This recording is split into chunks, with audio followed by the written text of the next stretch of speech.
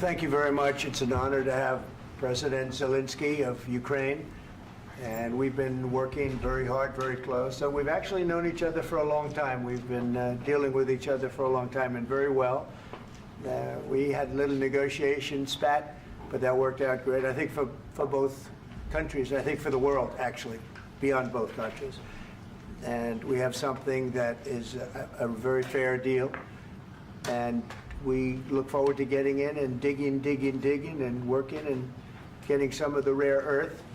But it means we're going to be inside, and it's a big commitment from the United States, and we appreciate working with you very much.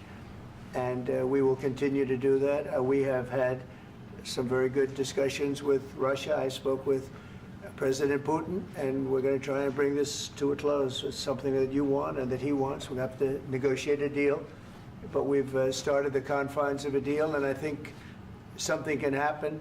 The big thing is the number of soldiers, mostly at this point, but soldiers being killed. You're losing thousands of soldiers. So on both sides, we're losing a lot of soldiers, and we want to see it stop, and we want to see the money get put to different kinds of use, like rebuilding, and we're going to be working very hard. But we've had a lot of very good conversations. I will say, until we came along, the Biden administration didn't speak to Russia whatsoever. They didn't speak to anybody. They just allowed this to continue. And I will say that, I'll say in front of you, you've heard me say it 1,000 times, if I were president, this war would have never happened. We would have had a deal negotiated for you without having to go through what you've gone through. But your soldiers have been unbelievably brave. We've given them great equipment, but somebody has to use the equipment. They've been unbelievably brave, and we give them great credit. This was supposed to be over very quickly, and here we are 3 years later. So I give tremendous credit to your generals and your soldiers and yourself, in the sense that it's been very hard fighting, very tough fighting. They're great fighters, and you have to be very proud of them from that standpoint. But now we want to get it over with. It's enough, right? We want to get it over with. So it's an honor to have you here. Thank you very much for coming. We're going to sign the agreement at the conference in the East Room in a little while, right after lunch. And we'll be having lunch together. We're also discussing some other things, and we appreciate everybody being here. It's somewhat of an exciting moment, but the really exciting moment is when they stop the shooting and we end up with a deal. And I think we're fairly close to getting that, and an honor to have you. And please, I'd like to say something. Yeah, thank you so much, Mr. President. Thank you for the invitation. And really, I hope that this first document will be a first step to real security guarantees for Ukraine, our people, our children. I really count on it. And of course, we count that America will not stop support. Really, for us, it's very important to support and to continue it. I want to discuss it with details further during our conversation, and of course, the infrastructure or security guarantees. Because for today, I understand what Europe is ready to do. And of course, I want to discuss with you what the United States will be ready to do. And I really count on your strong position to stop Putin. And you said that enough with the war. I think that is very important, Ben, to say these words to Putin at the very beginning of war, because he is a killer and terrorist. But I hope that together we can stop him. But for us, it's very important to, to save our country, our values, our freedom, democracy, and of course, no compromises with the killer about our territories, but it will be later. And of course, what I wanted, we spoke about it by phone with you, about the drones production. We have very good drones production. I think the best one in the world for today, because of the war. Yes, and of course, we need very much the air defense. You have the best air defense in the world, and really you helped us under attacks of Russians. And I want to speak how we can exchange the licenses. We're open to share the licenses of all our drones with you, of course, with the United States. And we need licenses for quick production of air defense. Even after the war, we need our nation to be calm, that we are secure. So that's why we need this air shield. And of course, about this I want to speak about the contingents. I think that France and UK already spoke to you, and we know that Europe is ready, but without the United States, they will not be ready to be as strong as we need. And the last point, last not least, about exchange, about our people and children. And you know that these crazy Russians, that they stolen 20,000 of children, Ukrainian children. They changed their names, they changed their families, relatives, and now they're in Russia. We want to bring them back, and really, it's a big dream, task, and goal for me, and our warriors. By the way, Mr. President, we released more than 4,000 warriors from Russian prison, but there are thousands more in the prison. I wanted to share with you some images. How it's. I've just can I now? Yeah, Have I? please. Some minute, 1 minute. Just you to understand in what circumstances, in what situation they are, and what the attitude of Russia to our prisoners. That guys, just you before and after. And you see before and after, just you to understand. Now thousands of such guys, ladies and men, there, and that, so they don't eat, they beat them, and they, they do a lot of, bad things.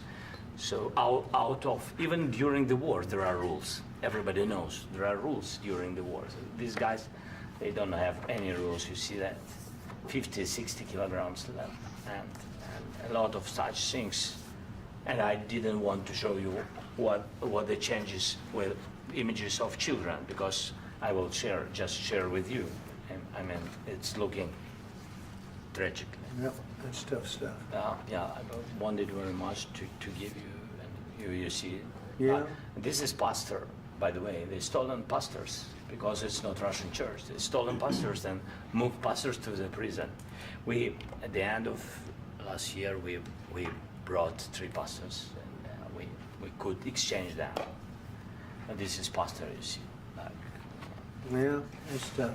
Yeah. So I mean, this I wanted to show you, and this. So thank you very much. We want to get that ended, right? Yeah. Of course, we And I want. think we will. And We have to, of course. do you have any questions, please? Thank you, Mr. President. With the, how much money is the U.S. going to put into the fund that is being created today, and how does this provide long-term security for Ukraine? Well, we don't know exactly how much, because we're going to be putting some money in a fund that we're going to get from the raw earth that we're going to be taking and sharing in terms of revenue. So it's going to be a lot of money will be made from the sale and from the use of raw earth. And as you know, our country doesn't have much raw earth. We have a lot of oil and gas, but we don't have a lot of the raw earth. And what we do have is protected by the environmentalists, but that can be unprotected, but still it's not very much. They have among the best in the world in terms of raw earth. So we're going to be using that, using it for all of the things we do, including AI and including weapons and the military, and it's really going to very much satisfy our needs. So it's something that just worked out really well. We have a lot of oil, and we have a lot of gas, we have a lot, but we don't have raw earth. So this has just about every component of the raw earth that we need for computers, for all of the things we do. And This puts us in great shape. And on long-term security for Ukraine, how does this provide it? I think they're going to have great luck. I think once we make the agreement, that's going to be 95% of it. They're not going to go back to fighting. I've spoken with President Putin, and I feel very strong. I've known him for a long time, and I feel very strongly that they're very serious about it, and we'll make a deal. And when the deal is made, I don't think, we talk about security. Everyone's talking about the other day, all they talked about was security. I said, let me make the deal first. I have to make the deal first. I don't worry about security right now. We have to have a deal, because right now, last week, 2,000 soldiers died on both sides. 2,000. And they're losing 1,000, 2,000, 3,000 a week. So as we sit here and we talk, people are getting shot and dying on the battlefield. And, they're not American soldiers, but they're Russian soldiers and they're Ukrainian soldiers, and we want to be able to stop it. And we want to be able also to spend money on other things. We don't want to, this is a tremendous amount of money. And what the Biden administration did was terrible. They were giving money, but he had no security on the money. Europe, as you know, gave much less money, but they had security. It was in the form of a loan. They get their money back, and we didn't. And now, at least we're protected because the American taxpayer has to be protected too. But this is an incredible agreement for Ukraine because we have a big investment in their country now, and what they have, very few people have. And we're able to really go forward with very, very high-tech things and many other things, including weaponry that we're going to use in many locations, but that we need for our country. Mr. President, This allows us to do this. will you continue I'm sorry. sending military aid? Yes, go ahead, please. If I can just, yes. In the document, there is one of the very important points. If we speak about business and investment, we never had LNG terminals in Ukraine. This document will open. I mean, the next documents, but anyway, here we see in the framework, we see really goodwill for this. LNG terminals for us is very important, and I think for security of European continent. We have the biggest storage, gas storage. We have the biggest in Europe. Yes, and we can use it. Use it for LNG. Use it for LNG, and we will do it. And really, we can help Europe because Europe really helped. President Trump said that they made less support, but they have our friends and they are our very supportive partners. They really gave a lot, Mr. President. They did. They gave a lot, but they gave much less. No. Much less. No. No. No, not you. No. Okay. Okay.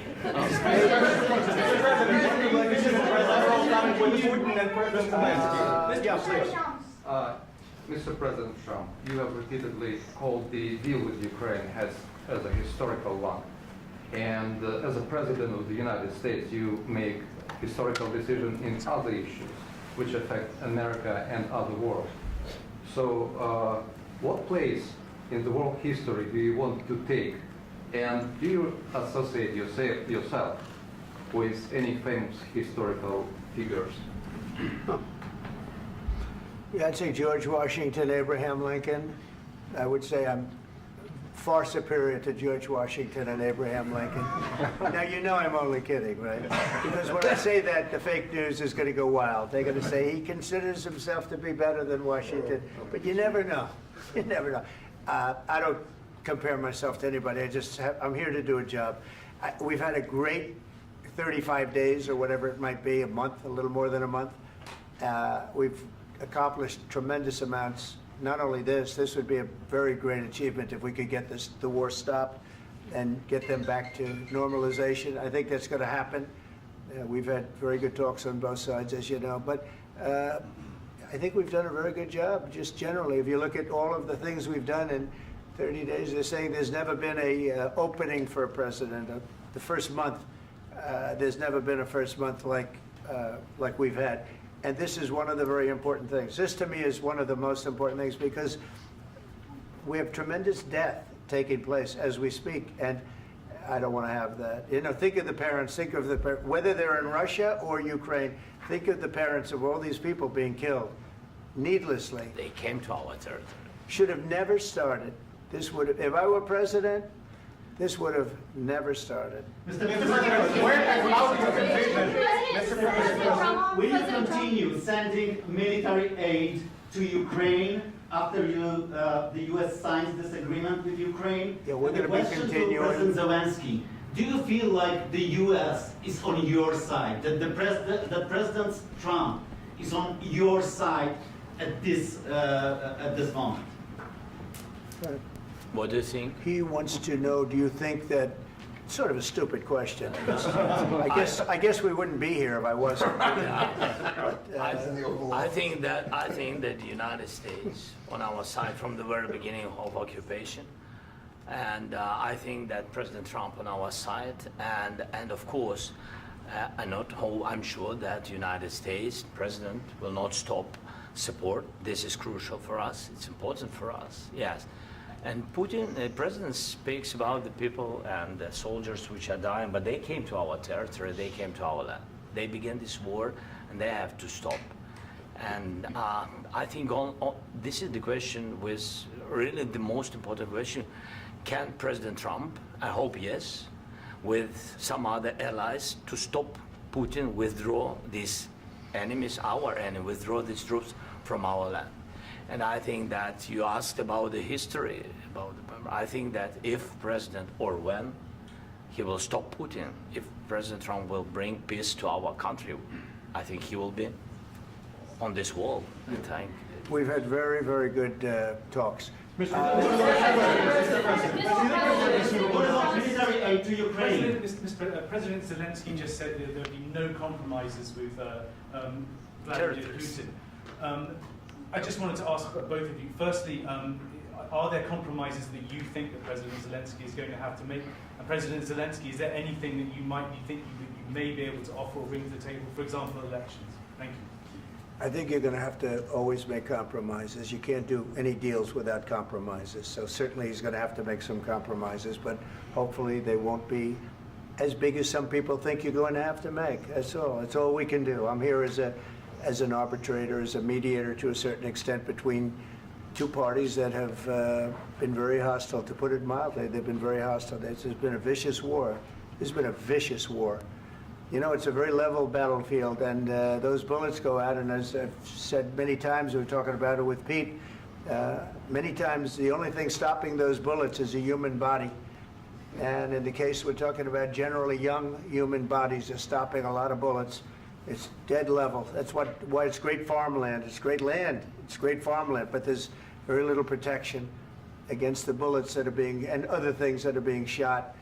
So all I can do is see if I can get everybody at the table and get an agreement. And I think we're going to end up with an agreement. Otherwise, I wouldn't probably be even here today. Mr. President, I've got two questions for you. You think ultimately your legacy will be the peacemaker and not the president that led this country into another war and ended foreign wars? And I've got a question. I hope it will. I mean, I hope I'm going to be remembered as a peacemaker. This would be a great thing if we could do this. I'm doing this to save lives more than anything else. Second is to save a lot of money, but I consider that to be far less important. So I hope I'm going to, thank you, Brian, for that question. It was a nice question. I hope I'll be known and recognized as a peacemaker. This would be a great thing to solve. This is a very dangerous situation. You know, this could lead to a third world war. This was headed in the wrong direction. If this election were lost, if we didn't win this election, and we won it by a lot, that was a mandate. We won every swing state. We won the popular vote by millions and millions of votes. We won everything. The districts, you look at the areas of red, take a look at a map. This was a big mandate, and this was one of the things. I said, we're going to get this thing settled. If we didn't win, I think this could have very well ended up in a third world war, and that would not have been a good situation. What was your second question? And my second question for President Zelenskyy. Why don't you wear a suit? You're at the highest, why don't you wear a suit? You're at the highest level in this country's office, and you refuse to wear a suit. Just want to see if do you own a suit? Yeah, problems. A lot of Americans have problems with you not Really? respecting the dignity of this office. I will wear a costume after this war will finish. Okay. Yes, maybe one. Maybe something like this? Something like Yes, yours. sir. Yes. That'd be great. Maybe something better. I don't know. We will see. Maybe something cheaper than. Yeah. Thank you. Thank you. President Thank you Trump. Thank you, President Trump. You said yesterday that you have. Are you going to send more arms to Ukraine in case there's no peace? Yeah, we're going to have arms to Ukraine, yeah, sure. Hopefully I won't have to send very much, because hopefully we're going to have it finished. We're looking forward to finishing this quickly. We're not looking forward to sending a lot of arms. We're looking forward to getting the war finished so we can do other things. But we very much appreciate the agreement, because we needed what they had, and we're treating, you know, our country is now treated fairly. Biden didn't do that. He didn't know what the hell he was doing. This should have never happened. This should have never started. But, you know, sure, the answer is quickly. very quickly. Does that mean you'll provide security guarantees, Mr. President? I don't want to talk about security yet because I want to get the deal done. You know, you fall into the same trap like everybody else. A million times you say it over and over. I want to get the deal done. Security is so easy. That's about 2% of the problem. I'm not worried about security. I'm worried about getting the deal done. The security is the easy part. Security is very nice. Everybody stopped shooting. And now will Europe put people there? I know France is going to. I know the UK is going to. I know other countries are going to, and they happen to be right next door. We haven't committed, but we could conceivably. You know, we have security in a different form. We'll have workers there digging, taking the raw earth so that we can create a lot of great product in this country. So in that sense, you have something, but we haven't determined that yet. I will say, in speaking to France and in speaking to, and they were here, as you know, last week and just the other day, they have committed to a lot of security. I don't think you're going to need much security. I think once this deal gets done, it's over. Russia's not going to want to go back, and nobody's going to want to go back. When this deal ends, I really believe this deal is going to be over. Yeah, please go ahead. Go ahead. Thank you. Mr. President, thank you. You hosted Macron and Keir Starmer at the White House this past week, both of whom praised your courage and conviction to lead the pathway towards peace. Yes. Part of that involved, though, re-engaging Russia in diplomatic relations, something that previous leaders lacked the conviction to do so. What gave you the moral courage and conviction to step forward and lead that? Well, I love this guy.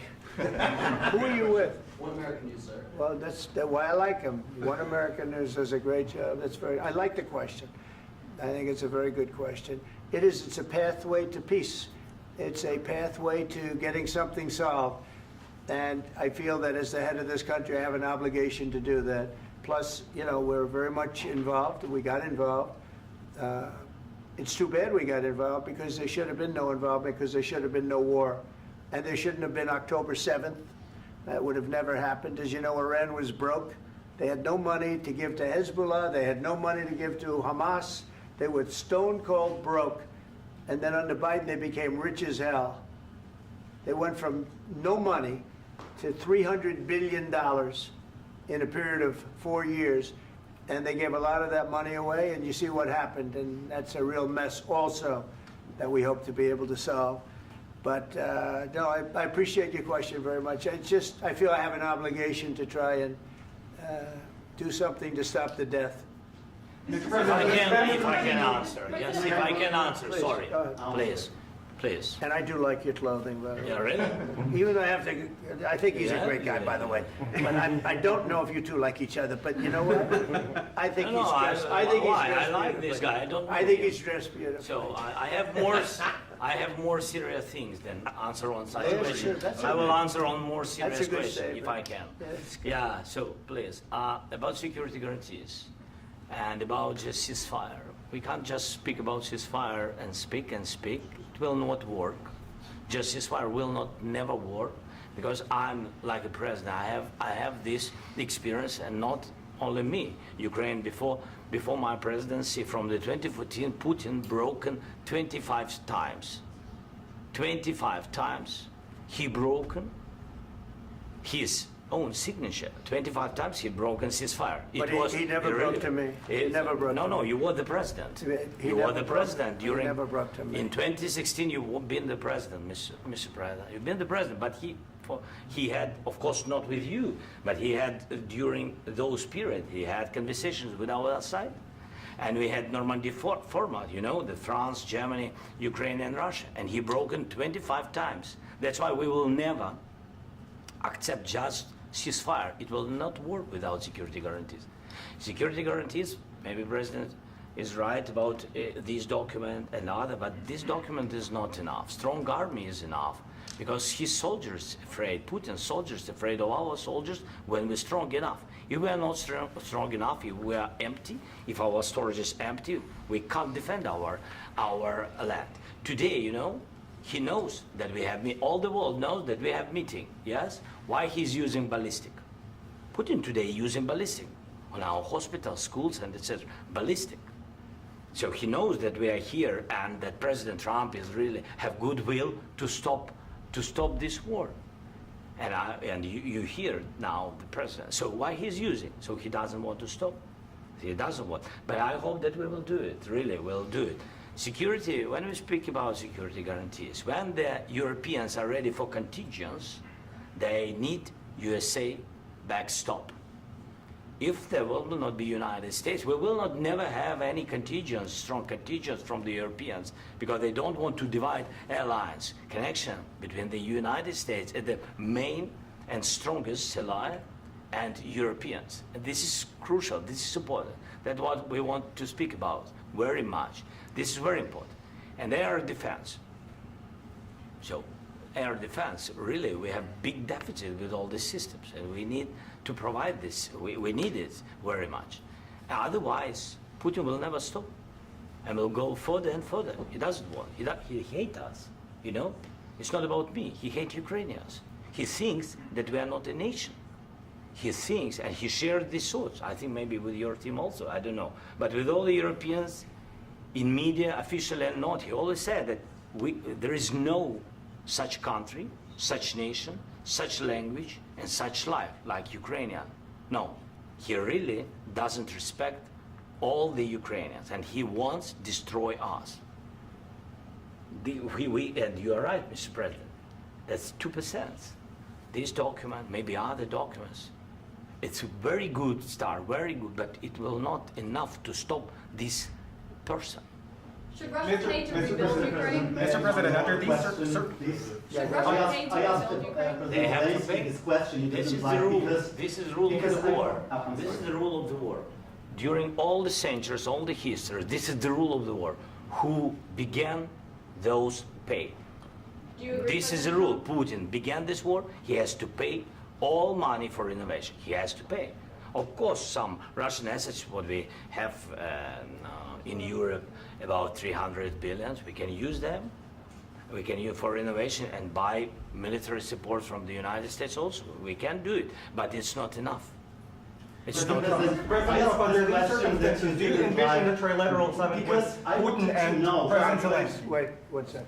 I asked this question that you didn't like because I wanted to know if you want to position yourself in the middle between Russia and Yes. Ukraine or on the Ukraine side. No, I'm in the middle. I want to solve this thing. I'm for both. I want to get it solved. And it's wonderful to speak badly about somebody else, but I want to get it solved. If we can solve it, great. If we can't solve it, they're going to have to fight it out, and who knows what's going to happen. But I want to see it get solved. May I follow up? One more question about U.S. troops in Europe. After Russian invasion of Ukraine, your predecessor sent additional troops to Eastern Europe, including Poland, my country. Yeah. Are you committed to keeping these troops on the eastern flank of NATO in the future? I'm very committed to Poland. I think Poland has really stepped up and done a great job for NATO. They, as you know, they paid more than they had to. They are one of the finest groups of people I've ever known. I'm very committed to Poland. What about Baltics? Poland's in a tough neighborhood, you know. What about the Baltics?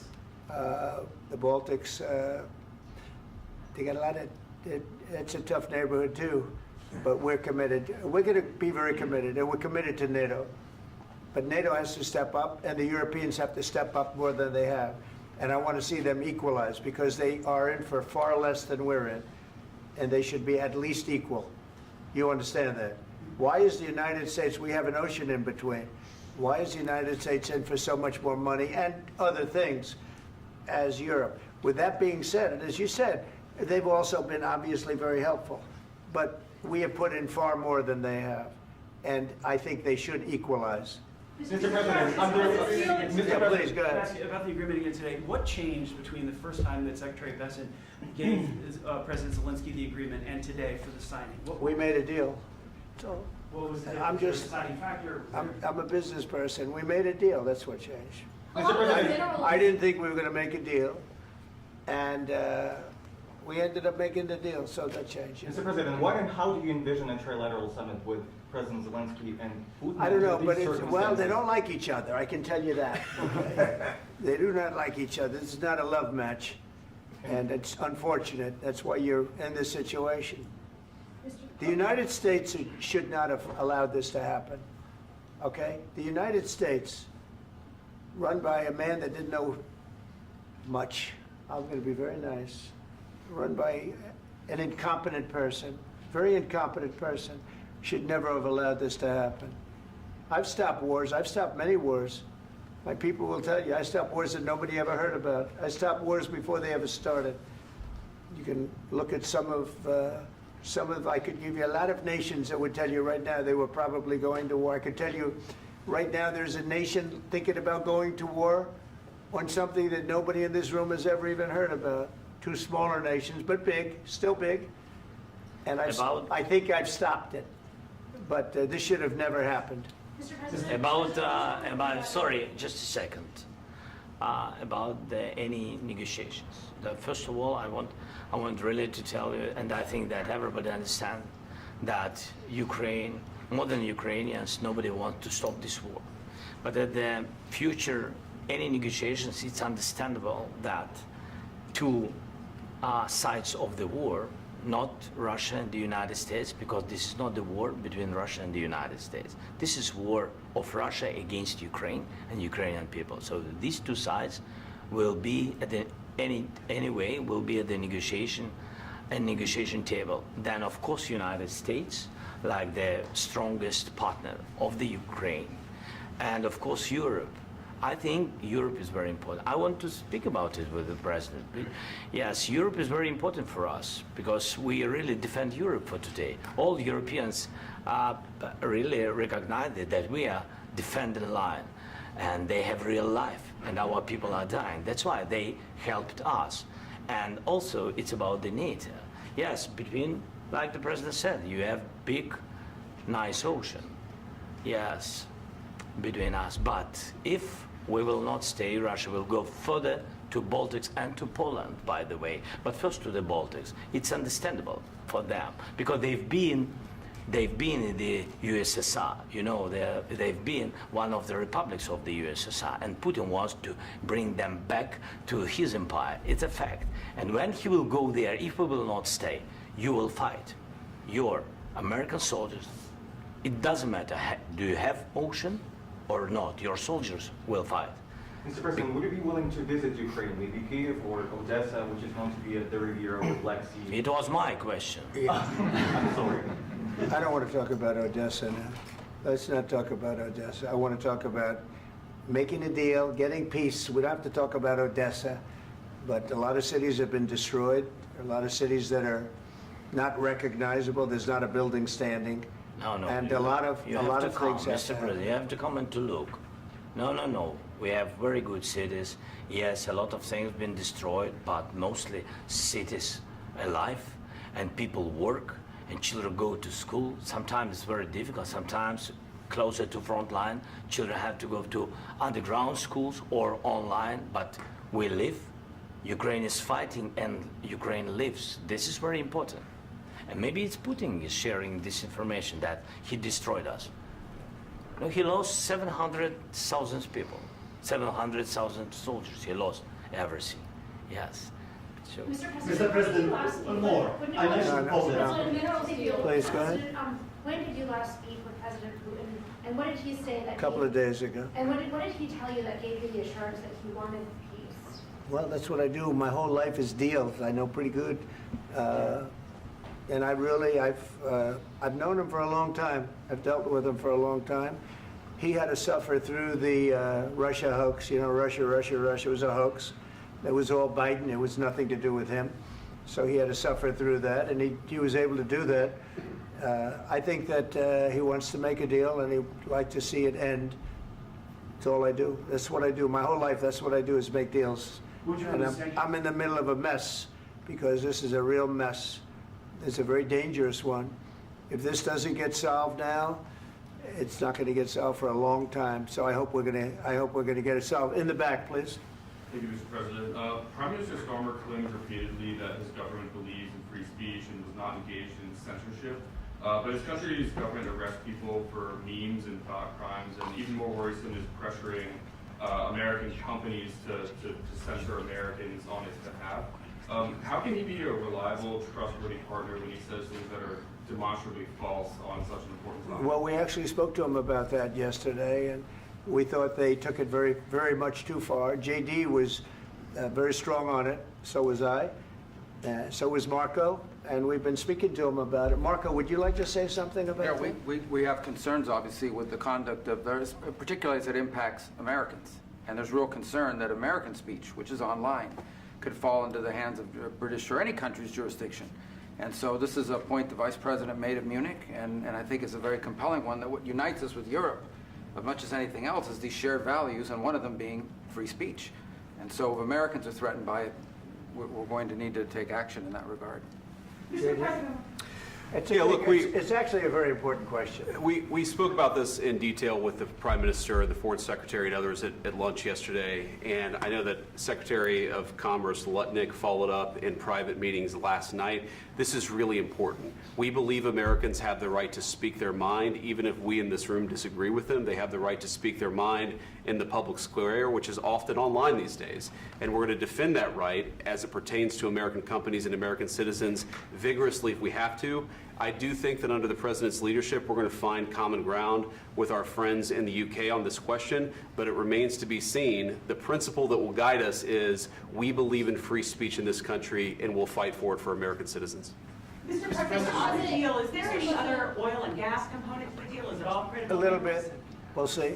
On LNG? But we're not really looking for that so much. We got a lot. We have more than anybody in the world, by far. So no, we're not talking about it too much, but a little bit. I think it affects also, but for the most part, no.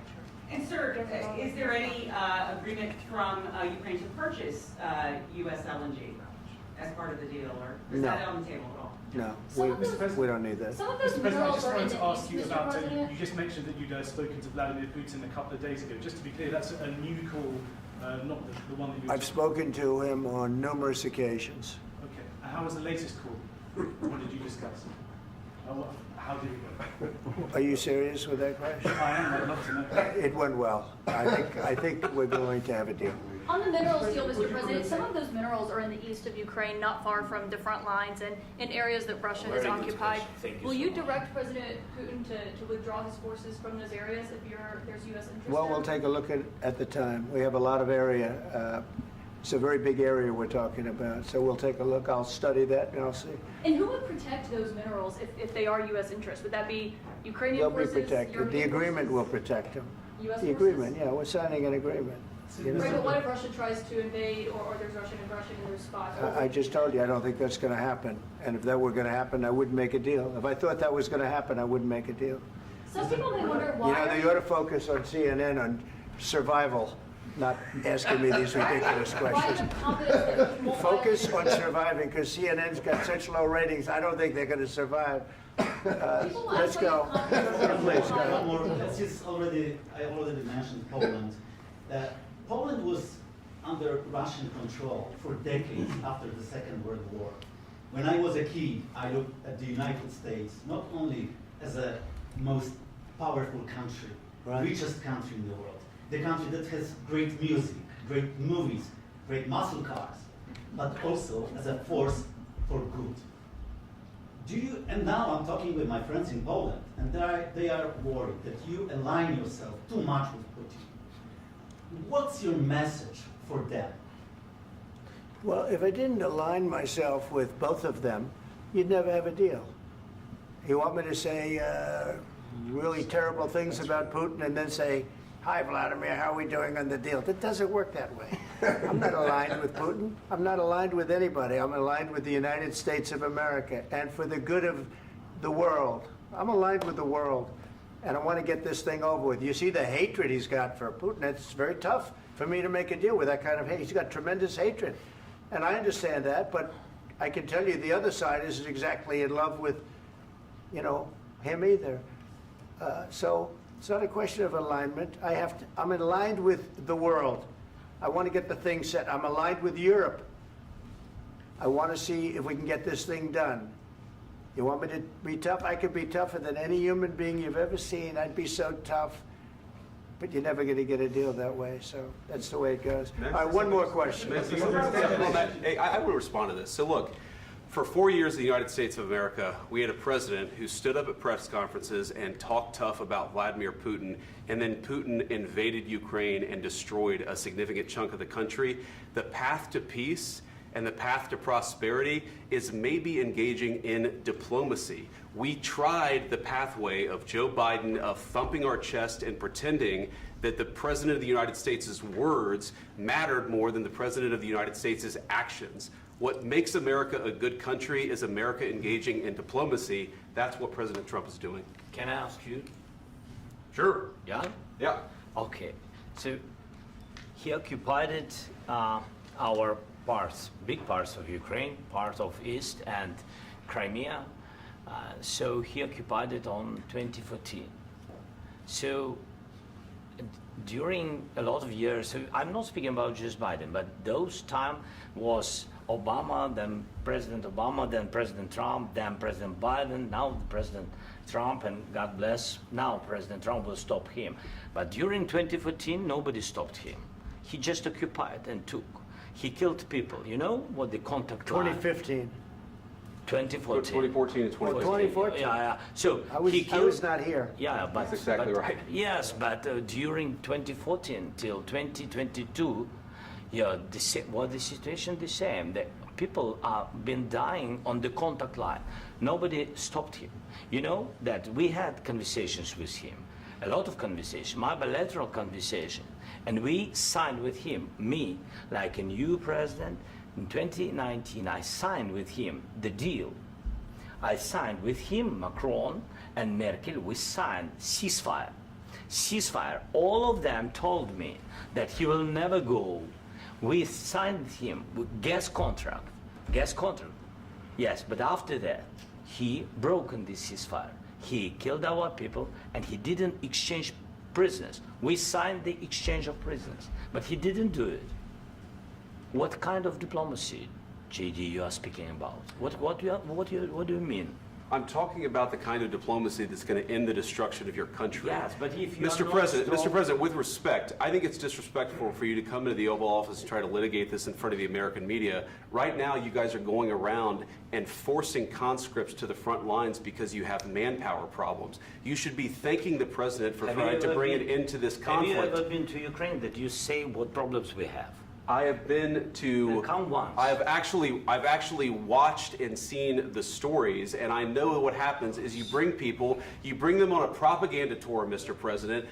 Do you disagree that you've had problems bringing people into your military? We have problems. And do you think that it's respectful to come to the Oval Office of the United States of America and attack the administration that is trying to prevent the destruction of your country?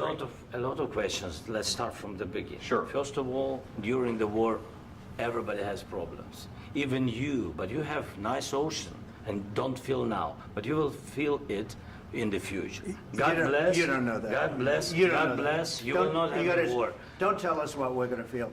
We're trying to solve a problem. Don't tell us what we're going to feel. I'm not telling you. Because I'm you're in no answering on position this to question. dictate that. That's Remember exactly what this. you're doing. You're in no position to dictate what we're going to feel. You We're will- going to feel very you will good. feel influenced. We're going to feel very I'm good and telling very you, strong. You will feel influence. You're right now not in a very good position.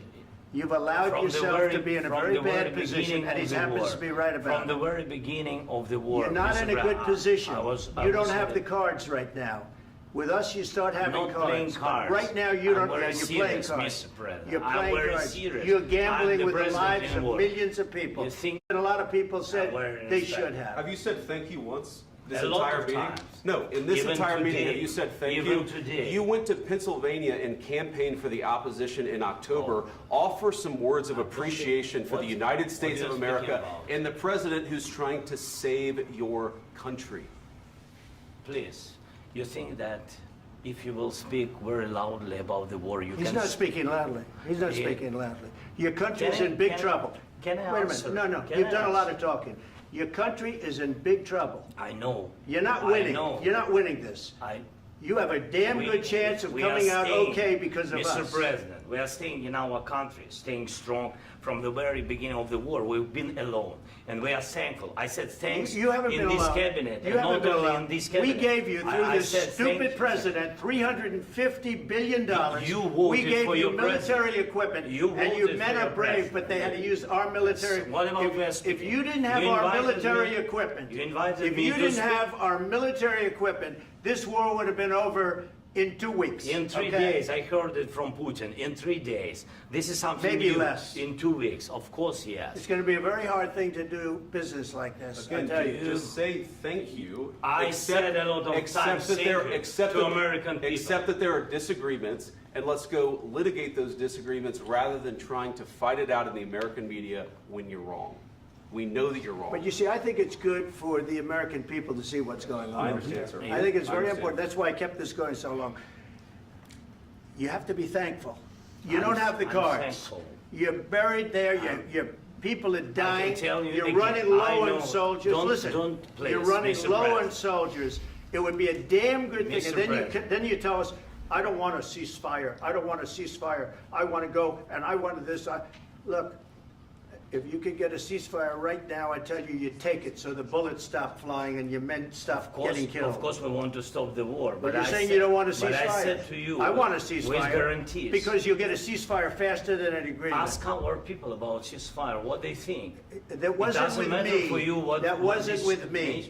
It That was wasn't with with you. a guy named Biden, who was not a smart person. This That is was your, with, this that was is with your Obama. president. It was your president. Excuse me. That was with Obama, who gave you sheets, and I gave you javelins. Yes. I gave you the javelins to take out all those tanks. Obama gave you sheets. In fact, the statement is Obama gave sheets and Trump gave javelins. You got to be more thankful, because let me tell you, you don't have the cards. With us, you have the cards. But without us, you don't have any cards. One more question to Mr. Vice President. I'm sorry. It's going to be a tough deal to make, Um, because the attitudes have to change. What if Russia breaks ceasefire? What if Russia breaks peace talks? What do you do then? I understand that it's a heated conversation right now. What are you but saying? what She's if asking, what if if Russia Putin breaks the breaks ceasefire? What if anything? What if a bomb drops on your head right now? But they have Okay? broken What if they ceasefire broke it? many I don't know. They broke it with Biden, because Biden, they didn't respect him. They didn't respect Obama. They respect me. But what Let me tell you, Putin went through a hell of a lot with me. He went through a phony witch hunt where they used him and Russia. Russia. You ever hear of that deal? That was a phony Hunter Biden, Joe Biden scam. Hillary Clinton, Shifty Adam Schiff. It was a Democrat scam. And he had to go through that. And he did go through it. We didn't end up in a war. And he went through it. He was accused of all that stuff. He had nothing to do with it. It came out of Hunter Biden's bathroom. It came out of Hunter Biden's bedroom. It was disgusting. And then they said, oh, the laptop from hell was made by Russia. The 51 agents. The whole thing was a scam. And he had to put up with that. He was being accused of all that stuff. All I can say is this. He might have broken deals with Obama and Bush, and he might have broken them with Biden. He did, maybe. Maybe he didn't. I don't know what happened. But he didn't break them with me. He wants to make a deal. I don't know if you can make a deal. The problem is, I've empowered you to be a tough guy. And I don't think you'd be a tough guy without the United States. And your people are very brave. But you're either going to make a deal or we're out. And if we're out, you'll fight it out. I don't think it's going to be pretty, but you'll fight it out. But you don't have the cards. But once we sign that deal, you're in a much better position. But you're not acting at all thankful. And that's not a nice thing. I'll be honest, that's not a nice thing. All right, I think we've seen enough. What do you think? What's this negotiation? This is going to be great television, I will say that. All right. We'll see what we can do about putting it together. Thanks. And I need the back of this. We'll see. I don't know. All right, guys, come on. Wait. Hey,